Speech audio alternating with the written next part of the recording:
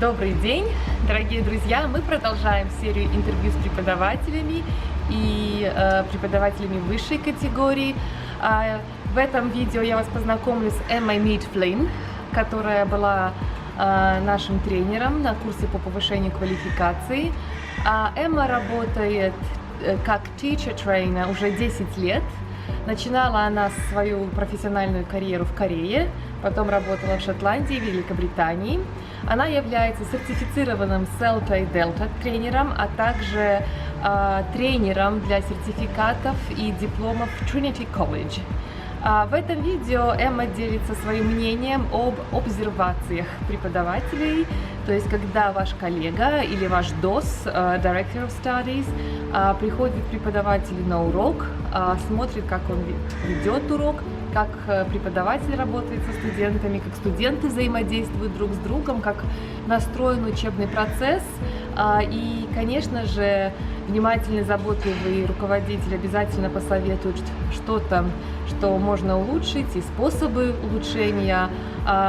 По мнению Эммы Флин, обсервация преподавателя – это обязательный инструмент для профессионального развития, и я очень надеюсь, что это интервью вам понравится.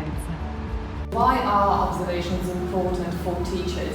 I think that observations have a negative connotation in our profession because we come through training and development where they were used to let us pass to the next level.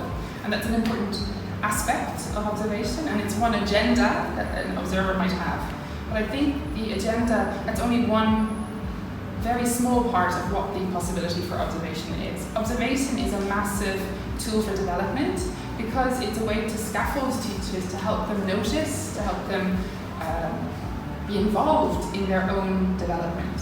An observation might spark from a peer, it might spark an area of interest that they could collaborate on together, for example. And then that feeds into their own sense of worth in their job. Or it might spark an area to help to get from a superior, it might spark an area of interest that they could learn about. And it might prompt them to go and develop a whole new style of teaching perhaps, or maybe incorporate or experiment into their own teaching.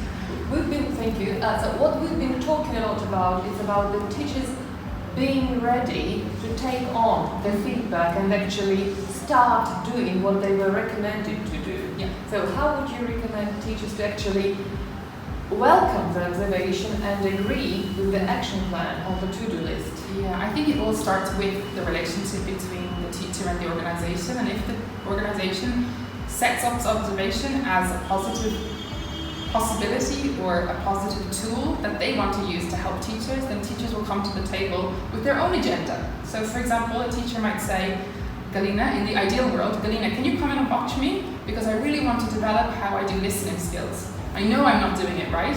I've read this article, could you come? Mm-hmm. And then the feedback will be Brilliant, yeah. But if maybe we don't have that scenario, then at least if we can encourage the teachers to bring their own agenda, maybe after the observation, let them reflect what would they like to talk about.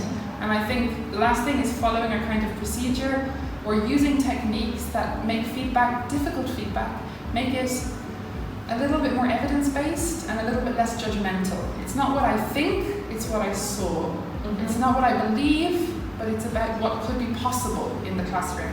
And what do you believe as a teacher, and how did what you do in the class, what you believe, match up with what you do? Because we all know that those things don't always work. And I think if that approach is taken, then teachers will be more likely to take the feedback because they see it from their own perspective rather than being told. And the last one, EL2 world with observations or without observations? What would you choose? With observations. Definitely. More observations. And more kinds of observations. Self-observation, video observation, co-observation. Yeah, as much observation as possible. I think there's not enough resources for teachers. I think then definitely students will benefit from teachers who welcome observation. Exactly. I think it makes the whole system of our profession, and the word profession, like it's a profession. We should be accountable, we should be transparent, and I think it promotes a sense of professionalism that sometimes our profession doesn't get respected for.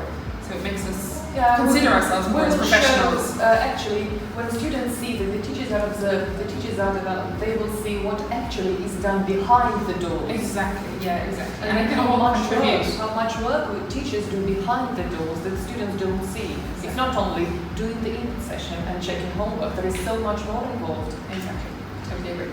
Thank you very much for the interview and for the wonderful sessions. You're very welcome.